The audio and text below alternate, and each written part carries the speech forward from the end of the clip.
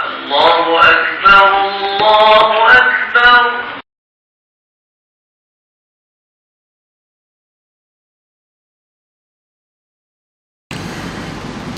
أعوذ بالله السميع العليم من الشيطان الرجيم. بسم الله الرحمن الرحيم.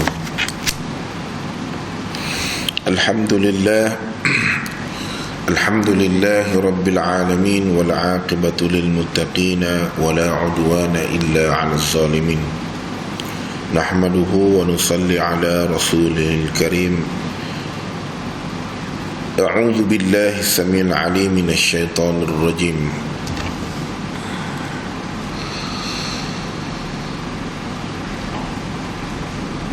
الله لا إله إلا هو الحي القيوم. نزل عليك الكتاب بالحق مصدقا لما بين يديه وأنزل التوراة والإنجيل من قبل هدى للناس وأنزل الفرقان. إن الذين كفروا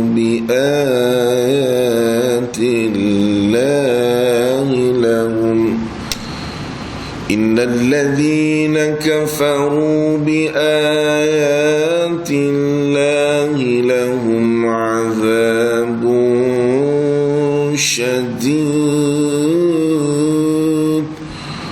والله عزيز ذو انتقام. إن الله لا يخفى عليه شيء في الأرض ولا في السماء. هو الذي يصوركم في الأرحام كيف يشاء. لا إله إلا هو العزيز الحكيم. صدق الله العلي العظيم. Syukur kehadrat Allah Subhanahu wa ta'ala dengan keizinan Allah yang mana kita dapat menunaikan tanggungjawab kita bersembahyang, bersyukur diimamkan oleh imam yang bertugas, Bilal yang mengazankan panggilan naungan Allahu Akbar, seterusnya sehinggalah ke kalimah hayya 'alas salat dan hayya 'alal falah.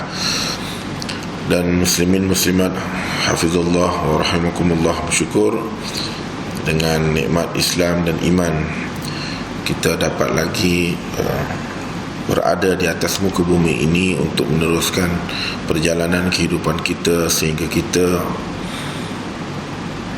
akan bertemu dengan Allah Subhanahu wa ta'ala, mudah-mudahan dalam keadaan husnul khatimah. Tuan-tuan, yang saya bacakan tadi berkaitan tentang suratul Ali Imran. Permulaannya seharusnya saya membacakan alif lam mim. Saya mengambil pada perkataan yang kedua, Allahu la ilaha illa huwal hayyul qayyum. Nazzala 'alaikal kitaba bil haqqi musaddiqan lima bayna yadayhi wa anzala at-taurata wal injil min qablu hudan linnas wa anzala al-furqan. Innal ladzina kafaru bi ayati llahi lahum 'adzabun syadid wallahu 'azizun dzul intiqam. Inna allaha la yakhfa 'alayhi syai'un fil ardi wa la fis samaa. Huwa alladhi yusawwirukum fil arhami kayfa yasha'. La ilaha illa huwal 'azizul hakim. Firman Allah Subhanahu wa ta'ala merungkai kepada Nabi Muhammad, yang mana mengajarkan Nabi Muhammad berkaitan tentang surah yang terdiri sebanyak 200 ayat yang diturunkan di Madinah atau disinonimkan dengan surah Madaniyah. Suratul Imran ni ayat surah yang memiliki 200 ayat, dan surah yang ketiga pertama Fatihah, kedua Baqarah, selepas Ali Imran. Bagaimana Allah Subhanahu wa taala menyatakan melalui firman-Nya, Alif Lam Mim, Allahu la ilaha illa huwal hayyul qayyum. Allah ingin menunjukkan kepada Nabi Muhammad sallallahu alaihi wasallam dan umat Nabi Muhammad bahawasanya tiada Tuhan selainkan Dia yang mana hidup, yang terus menerus,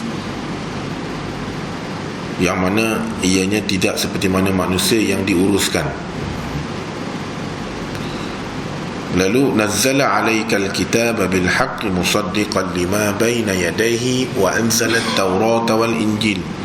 Dan Allah juga yang mencipta, yang menurunkan Al-Quran itu, iaitu kitab kepada kamu Muhammad, dan juga mengandungi kebenaran yang mana sebelumnya kitab-kitab yang terdahulu terdirinya daripada Taurat, Zabur dan Injil.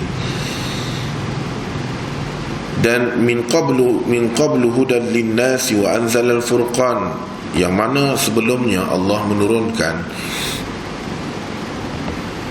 firman-firman Allah ini merupakan sebagai suatu petunjuk kepada manusia.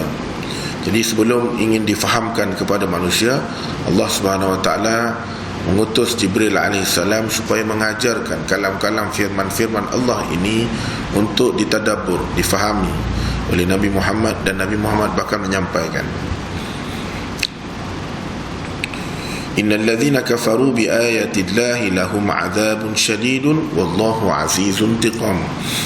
Yang mana Allah SWT memberi suatu peringatan juga bagi mereka yang Allah Ta'ala turunkan Furqan ini untuk menjadikan sebagai suatu petunjuk dalam kehidupan. Kita panggil SOP lah ya. Dan sesungguhnya orang-orang yang terhadapnya, orang-orang yang ingin mengingkar ataupun orang-orang yang ingin tidak mengikuti tentang ayat-ayat yang telah diturunkan oleh Allah Subhanahu wa taala, Allah menjanjikan suatu perjanjian yang mana akan diberikan suatu azab yang sangat berat, yang mana Allah memiliki segala kekuasaan, yang mana hukuman itu tidak mampu ditanggung oleh manusia. Wallazi yusawwirukum fil arhami kaifa yasha la ilaha illahu la ilaha illa huwal azizul hakim. Dan Allah memberitahu juga, Allah Ta'ala memberitahu kepada Nabi Muhammad bahawasanya Allah juga yang membentuk kamu di dalam rahim, di mana dalam rahim itu menurut Allah Subhanahu wa taala bagaimana kehendak terjadinya, sifat yang akan berlaku, rupa bentuknya, itu semua kehendak Allah Subhanahu wa taala. Dan tiada selain yang mampu mencipta melainkan Allah sebagai kebijaksanaan. Lalu Allah Ta'ala memberi satu mandat lagi. Allah Ta'ala memberi suatu confirmation daripada apa yang Allah Ta'ala menceritakan kebesaran Allah Subhanahu wa ta'ala. Allah menceritakan kepada Nabi Muhammad betapa perlunya mengikut kepada Al-Quran ini, dan keseluruhan kitab-kitab terdahulu ada di dalam Al-Quran.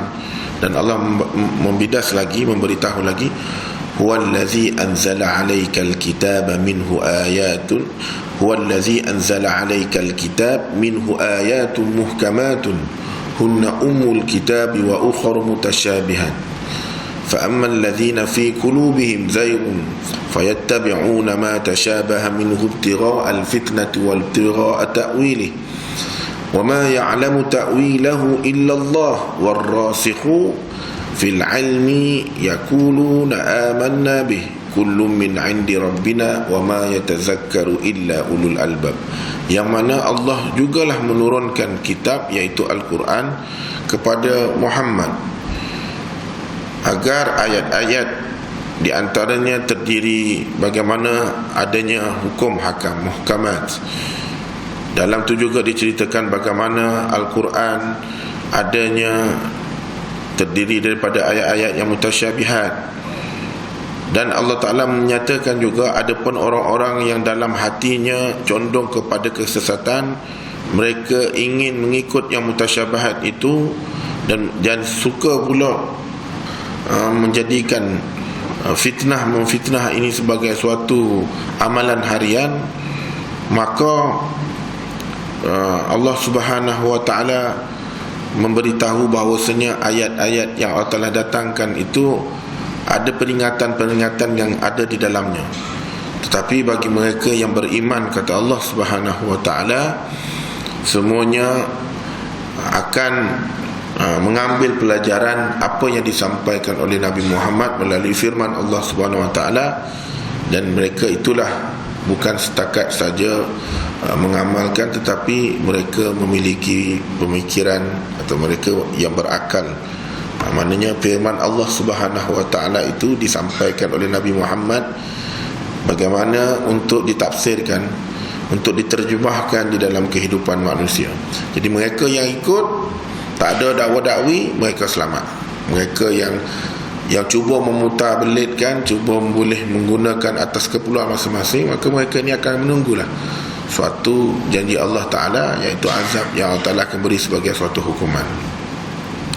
Lalu setelah itu Allah Ta'ala ajarkan kepada Nabi Muhammad melalui ayat yang seterusnya, Rabbana la tuzigh qulubana ba'da iz hadaitana wa hab lana min ladunka rahmah innaka anta wahhab.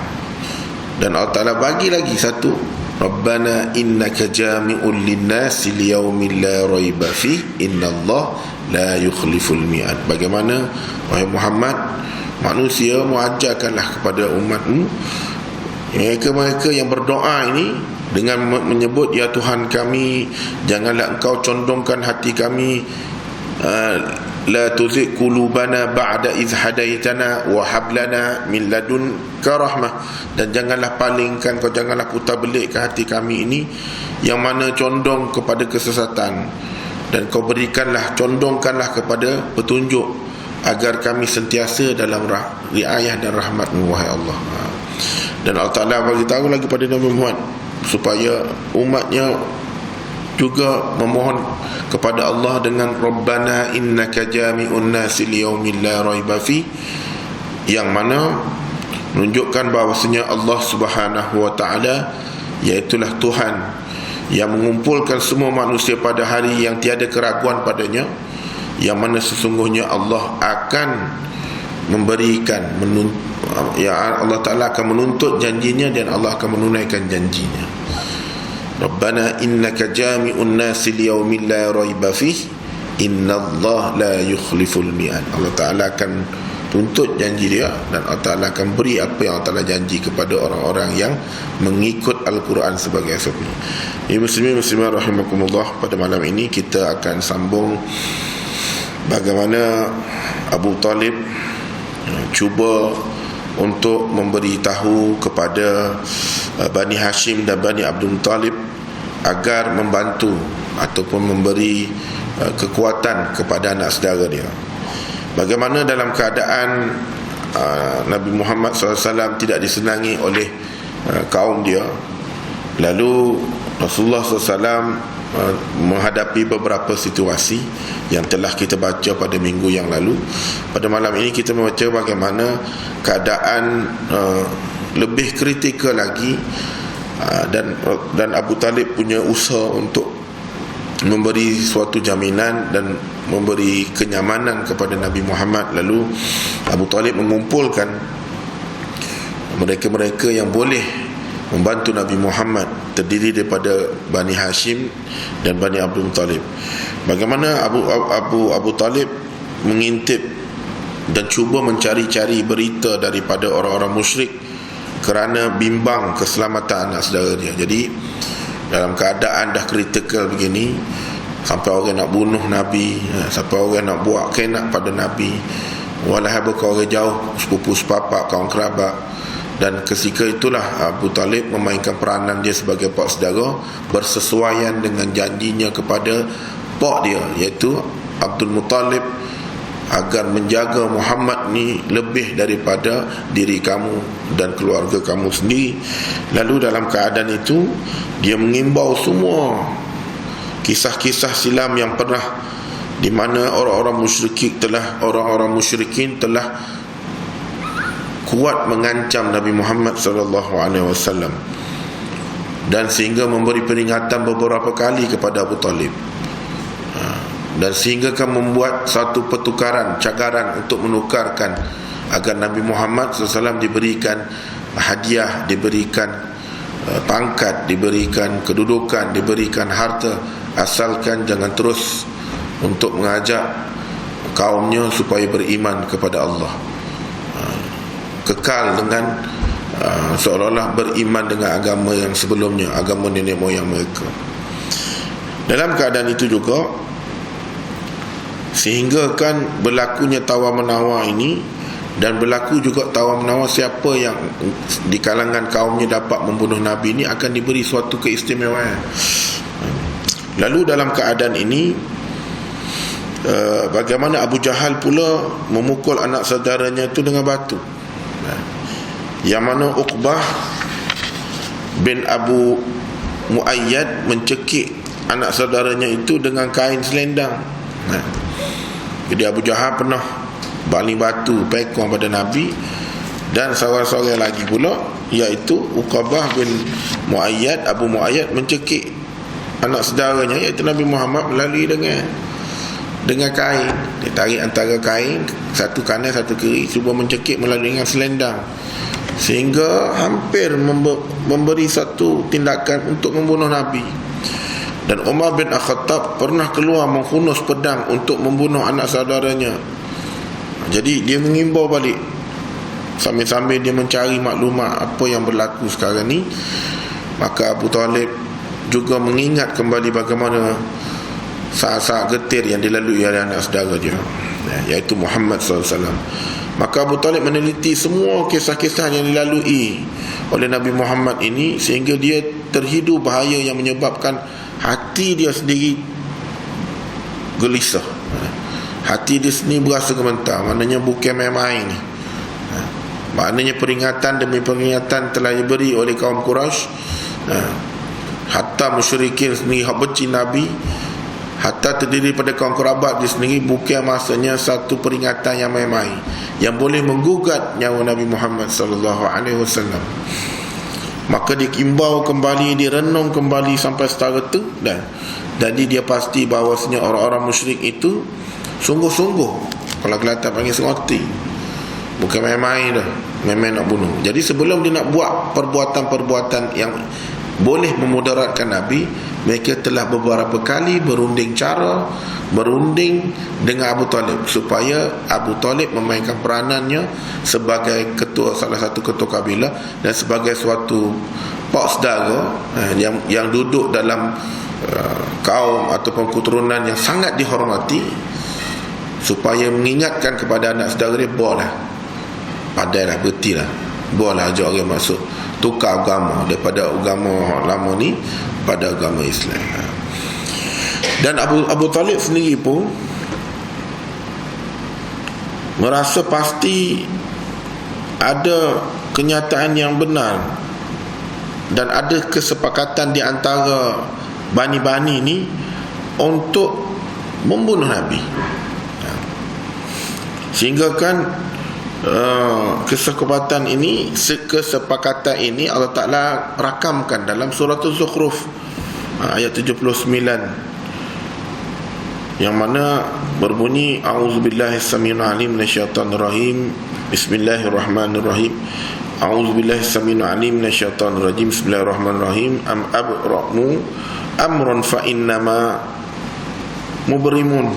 Bagaimana Allah Ta'ala menggambarkan yang mana perancangan, idea, kemahuan, nekat untuk bunuh Nabi ini, sehingga dirakamkan dalam surah Az-Zukhruf ayat 79, yang berbunyi bagaimana abramu, bahkan mereka yang kafir ini telah mengambil keputusan, amron fa inna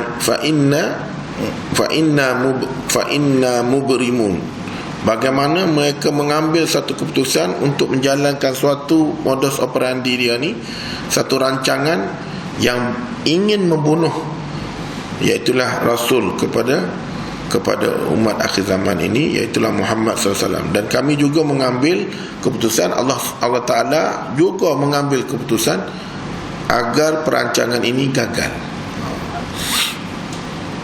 Jadi sesuai dengan selalu kita dengar ayat kan, kita merancang, demo merancang, tapi Allah sebaik-baik perancangnya. Jadi kaum musyrikin ni merancang, Nabi Muhammad juga merancang, Abu Talib juga merancang, tapi wa makaru wa makarallah wallahu, dan sebaik-baik perancangan adalah perancangan yang Allah Ta'ala tentukan. Jadi Allah Ta'ala juga tidak akan membenarkan Rasul, iaitu Muhammad SAW, akan semudah-mudahnya untuk dibunuh. Sehinggalah apa yang dibuat oleh Abu Talib, apabila dia melihat orang-orang Quraisy ini bersungguh-sungguh sengati betul nak bunuh anak saudara dia ni, lalu dia pun bangun di kalangan keluarga dia kumpul Bani Hashim, Bani Muttalib, di antara dua kabilah yang ada dalam kaitan keturunan Abu Manaf ni. Dia mengajak supaya dua kabilah ni, dua bani ini bersama-sama dengannya supaya pertahankan anak saudara dia, iaitu Muhammad sallallahu alaihi wasallam. Dibangun, dia kata isytihar, wahai fuak daripada Bani Hashim, fuak daripada Bani Abu Talib, hak mana terdiri daripada dua bani ini yang adanya keturunan daripada Abdul Manaf, supaya bantulah aku, marilah sama-sama mempertahankan anak saudaraku ni, agar apa, Nabi Muhammad SAW akan dapat meneruskan lagi perjuangan dia, aktiviti dia mengajak manusia beriman kepada Allah Subhanahu Wa Taala. Maka dalam keadaan itu, di antara bani itu adanya Abu Lahab, dan Abu Lahab telah terpisah daripada dia menyertai kaum Quraisy yang lain. Jadi nak ceritanya tuan-tuan, sengotinya bangsa Quraisy ni, walhal mereka ni suka pada Nabi pada peringkat mulanya, tetapi jurang pemisahnya iaitulah apabila Nabi mengajak mentauhidkan diri kepada Allah yang sebenarnya Tuhan yang layak disembah. Sedangkan mereka ni asal-asal dulu beriman, lama-lama bila tidak ada orang memperingatkan, akhirnya kembali balik kufur. Jadi dalam keadaan itu, bagaimana berlaku juga pemulawan umum.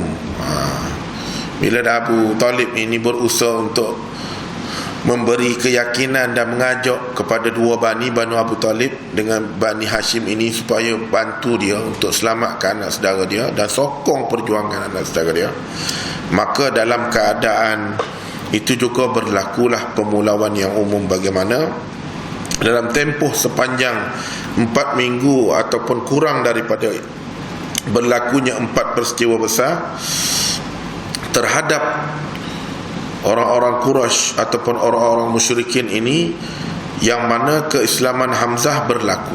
Satu, dalam peristiwa Nabi nak kena bunuh tu, 4 kita kata sejarah tercipta. Pertama, berlakunya keislaman Hamzah. Siapa Hamzah? Pak saudara Nabi. Kemudian berlaku pula keislaman Umar. Yang ketiga, berlakunya penolakan oleh Nabi Muhammad untuk menerima tawar-menawar. Maknanya dia bagi lagi diplomasi, dia bagi lagi runding cara supaya Nabi Muhammad tinggalkan aktiviti dia mengajak orang ni masuk Islam. Jadi dalam keadaan kemuncak untuk bunuh Nabi ni, berlaku peristiwa yang besar yang perlu kita ingat. Islamnya Hamzah, Islamnya Umar, berlaku tawar-menawar untuk mentukarkan Nabi dengan lelaki yang sama lebih kurang, gagah, comel ke apa, sihat tubuh badan ke apa, Nabi tolak. Dan yang seterusnya, bagaimana berlakunya kesepakatan Bani Abdul Muttalib dan Bani Hashim termasuk yang Muslim dan kafir, membantu Abu Talib untuk melindungi Nabi. Secara sekaligus berlaku dalam kronologi untuk kaum Quraisy ni untuk bunuh Nabi. Ni peristiwa yang kita kena ingat, ya. Dalam tempoh tu berlaku 4 perkara, dan orang-orang musyrik ini jadi bengong. Dalam perancangan nak bunuh Abu Bali Batu, Uqabah pula cuba nak cekik Nabi, nak bunuh Nabi melalui dengan kain dia. Kepik kain tu, satu tarik kanan, satu tarik kiri, hampir-hampir nak tak bernafas kan Nabi, ya. Jadi sehingga kan Abu Talib pun nekat, maksudnya Abu Jahal nekat, cuba nak katok Nabi ketika Nabi solat, mana dia dilindungi oleh Allah Subhanahu wa taala. Lalu dalam keadaan perancangan yang begitu strategi untuk bunuh Nabi ni, berlaku peristiwa-peristiwa yang sangat besar di sisi orang Islam, dan sangat tidak masuk akal oleh kaum musyrikin ataupun kaum Quraisy, seperti mana yang telah hamba sebut tadi. Lalu dalam keadaan itu, maka mereka lebih lagi marah dan ingin bertindak membunuh Nabi Muhammad lagi cepat. Maka dalam lembah Mekah itu akan berlakulah pertumpahan darah yang menyebabkan mereka turut dibinasakan. Ini mereka kata tak kira dah kali ni, kita dah bagi tawar menawar, dia tolak. Lepas tu dalam keadaan kita tengah menyusun strategi untuk supaya Nabi terima ni, dia tolak. Lepas tu Islamnya Abu Hamzah, Islamnya Umar jadi pening kepala kepada dia. Dan kebetul pula pak saudara dia Abu Talib ni boleh mengajak 2 bani daripada kaum Abdul Manaf ini, daripada keturunan Abdul Manaf ini, iaitu Bani Abdul Muttalib dengan Bani Hashim, supaya sepakat walaupun Islam tak Islam pun, beriman tidak beriman dengan Nabi, tolong protect Nabi daripada dibunuh. Maka timbullah satu perjanjian, yang mana perjanjian zalim dan perjanjian permusuhan, yang mana dijadikan sebagai suatu sub tajuk pada malam ini juga, yang mana perkampungan Bani Kinanah ni di lembah Muhassab ini mereka berkumpul lalu mengikat kerjasama untuk menghadapi 2 bani ni bersatu. Macam mana kita nak buat ni? Yang paling kita pusing sekali, Hamzah masuk Islam, Umar masuk Islam, tawar menawar tolak oleh Nabi Muhammad. Lepas tu pula 2 bani yang sangat dihormati, yang boleh dikatakan memegang ekonomi, memegang segala-segala lah di Mekah tu, bergabung. Jadi mereka bincang di satu kampung di Bani Kinanah, di lembah Muhassab ini. Mereka bincang lagu mana ni nak menghadapi 2 bani telah bersatu. Maka cara mereka timbullah hadiah pertama. Dia kata, mudah ya, kita jangan saing apa-apa dia, kita pulaukan 2 bani ni. Cara dia lagu mana? 2 bani tidak boleh berkahwin dengan bani kita. Kalau ada berlaku peminangan, ada berlaku urusan niaga, apa sekalipun, kita jangan bagi kerjasama.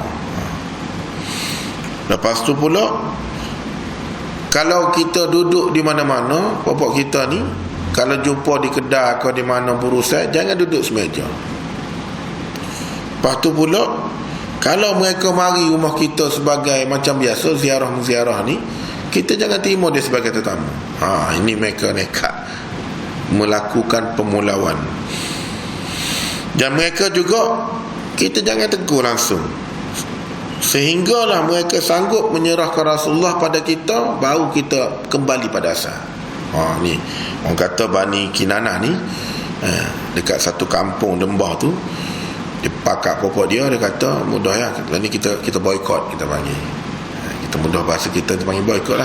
Kita boikot Bani ni daripada beberapa fakta atau beberapa perkara yang hamba sebut tadi. Beberapa perkara yang hamba sebut tadi. Lalu mereka menulis dalam satu lembaran yang mengandungi beberapa butir perjanjian. Ada beberapa ciri-ciri perjanjian. Kalau sekiranya Bani Abdul Muttalib ini dengan Bani Hashim ni nak sepudah sedia kala dengan Bani Kinanah, nak macam biasa, seolah tidak ada apa-apa kara berlaku, tidak ada apa-apa permasalahan berlaku, boleh, maka berlakulah perjanjian. Dalam perjanjian tu mereka tidak akan menerima pendamaian dengan Bani Hashim selama-lamanya, dan mereka tidak akan menaruh belah kasihan sehingga Nabi Muhammad SAW dapat diserahkan atau dibunuh daripada Bani Kinanah. Dan kata Ibn Qayyim, di mana dikatakan perjanjian itu ditulis oleh Mansur bin Ikrimah, yang mana menyatakan bahawasanya menulisnya itulah Nadar dan Haris, dan ada beberapa fakta mengatakan yang lebih tepat ditulis oleh Barid bin Amir bin Hashim, di mana Rasulullah SAW telah mendoakan kecelakaan lalu tangannya menjadi lumpuh. Ketika nak buat perjanjian itu, Rasulullah pernah berdoa supaya Allah Ta'ala memberi suatu pengajaran, dan akhirnya orang yang menulis dalam fakta kitab ini ada beberapa nama, tetapi nama yang hampir tepat menurut pengarang kitab ini iaitulah Barid bin Amir bin Hashim, yang mana Rasulullah pernah doa pada Allah Ta'ala supaya gagalkan perkara ni, dan Allah Ta'ala melumpuhkan tangan fulan itu. Maka bila sempurna saja perjanjian tersebut, lalu digantung di dalam Kaabah supaya bani-bani yang ada ni dia boleh akan pulau kepada dua bani ni.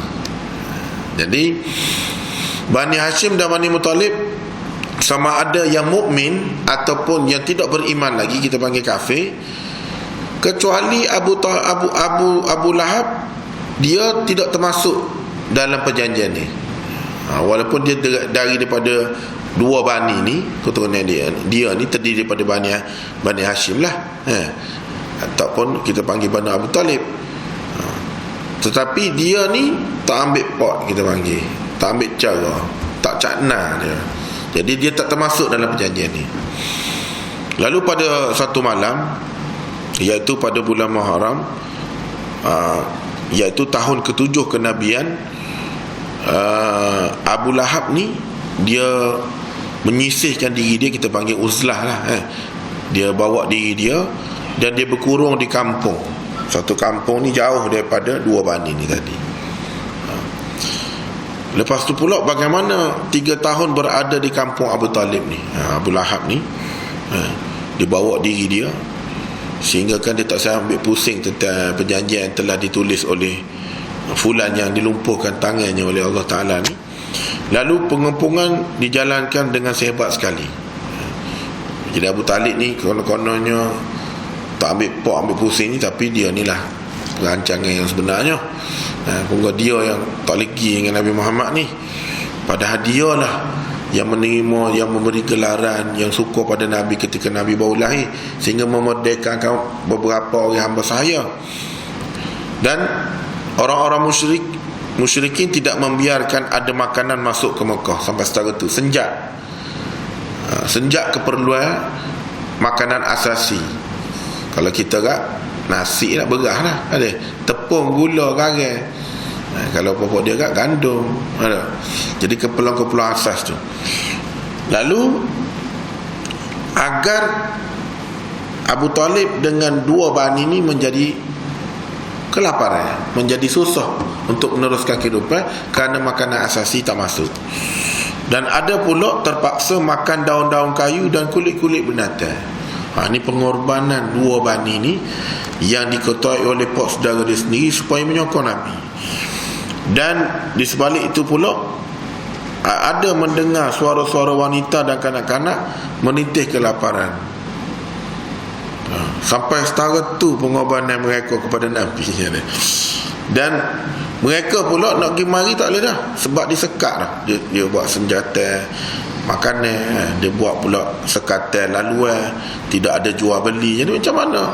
Macam kita nak cerita paling dekat dengan kita lah, baru ni berlaku corona. Bagaimana apabila beberapa sektor pekerjaan ni tak boleh bergerak?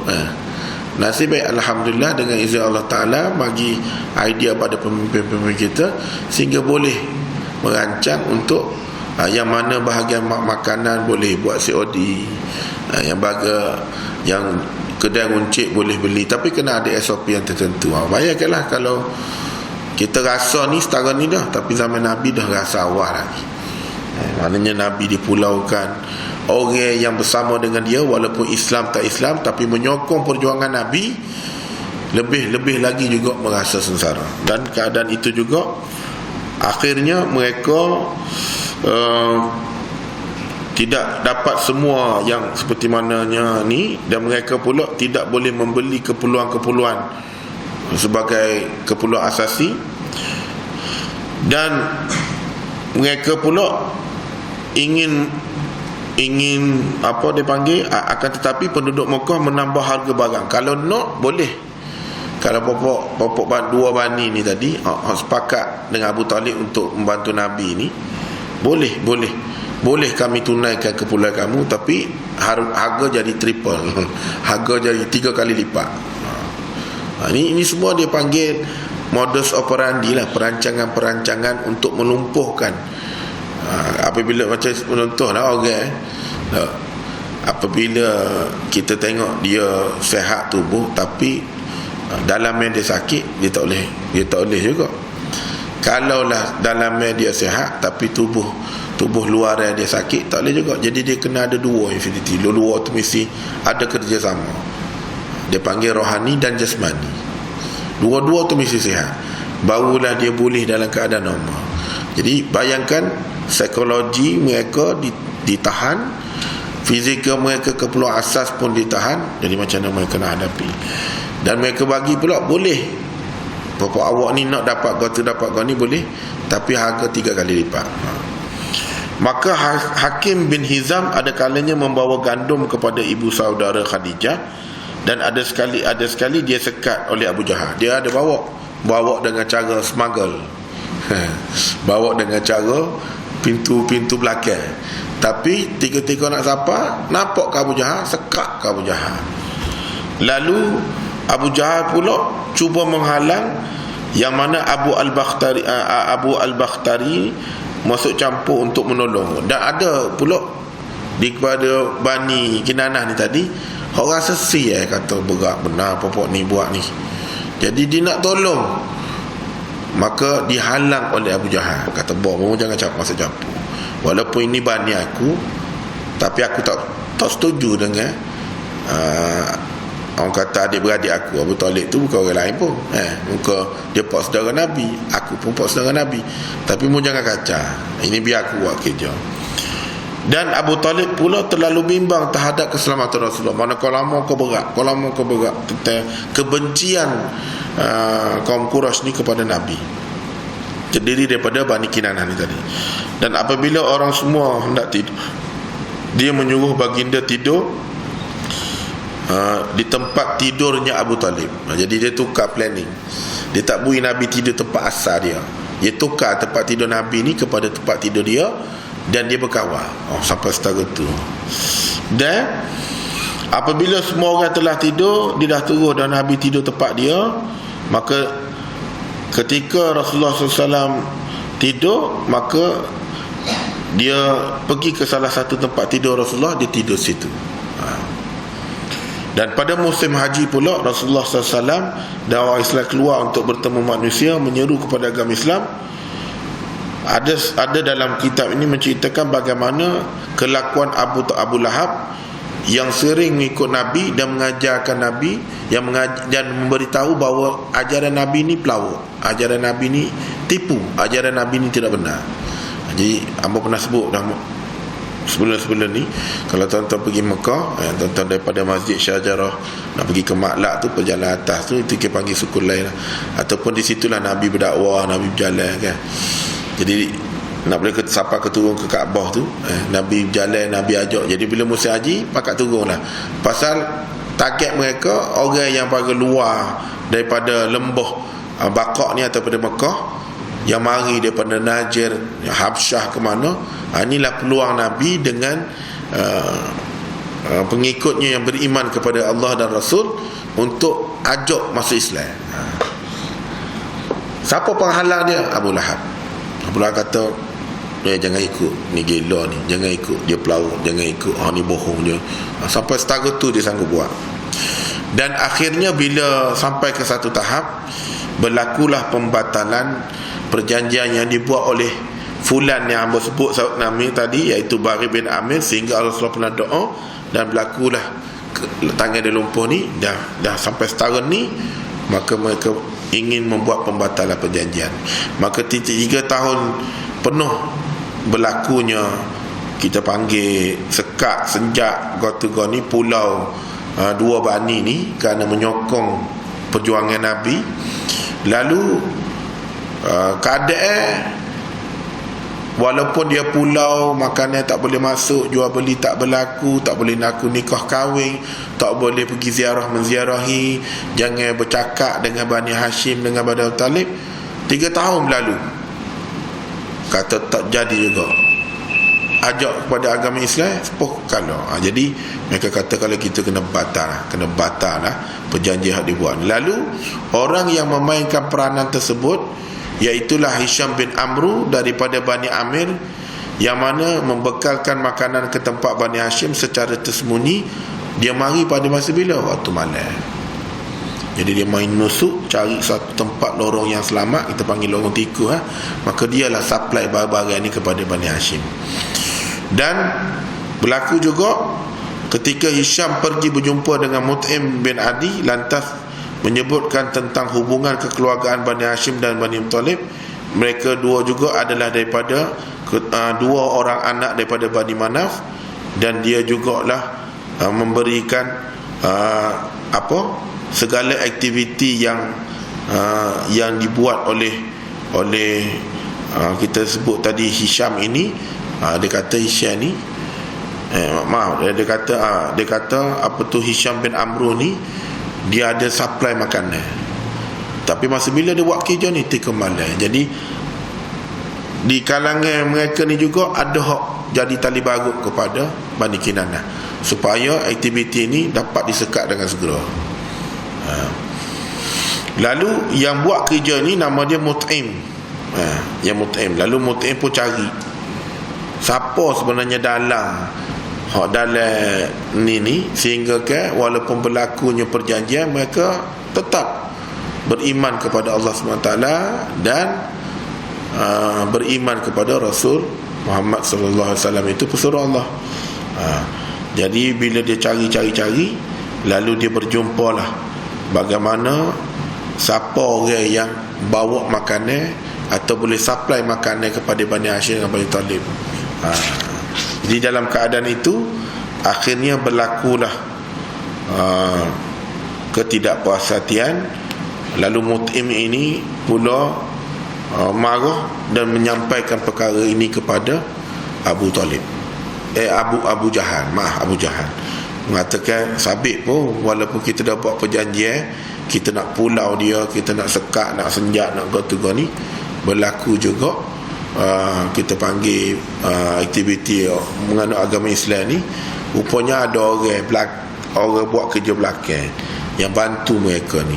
Jadi kita berhenti dulu sampai syarat tu, nak ceritakan bagaimana berlakunya nekat mereka pulau Nabi. Sebelum berlakunya pulau Nabi, berlakunya ingin berlaku pembunuhan. Sebelakunya pembunuhan, berlakunya dua kita panggil sejarah besar, iaitulah Umar dengan Hamzah masuk Islam. Jadi insya-Allah kita akan sambung pada minggu depan bagaimana kita lihat orang Quraisy ini atau kaum-kaum Quraisy ini yang terakhir berjumpa dengan Abu Talib sebagai suatu utusan untuk kita panggil sebelum berlakunya nekat betul-betul nak bunuh Nabi. Sebelum Nabi berlaku hijrah ni, kita akan lihat pada minggu depan insya-Allah, panjang umur murah rezeki, kita akan lihat bagaimana mereka menghantar utusannya terakhir berjumpa dengan Abu Talib sebelum mereka nekat sungguh-sungguh nak bunuh Nabi dah.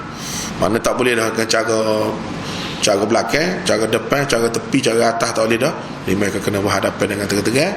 Maka di sini kita akan lihat bagaimana Allah Subhanahu Wa Taala membantu Nabi, yang mana tempat Nabi digantikan oleh Fulan bin Fulan, dan Nabi diselamatkan oleh Allah SWT sehinggalah Nabi Muhammad SAW berhijrah. Wallahu ta'ala alam. Bismillahirrahmanirrahim. Allahumma inna Bismillahirrahmanirrahim. Allahumma barik lana fi Sya'ban wa ballighna Ramadan. Allahumma barik lana fi Sya'ban wa ballighna Ramadan. Allahumma barik lana fi Sya'ban wa ballighna Ramadan. Bismillahirrahmanirrahim. Bismillahirrahmanirrahim. Bismillahirkafi. Bismillahirmuafi. Bismillah tawakkalna ala Allah wa la hawla wa la quwwata illa billah al-aliyyil azim.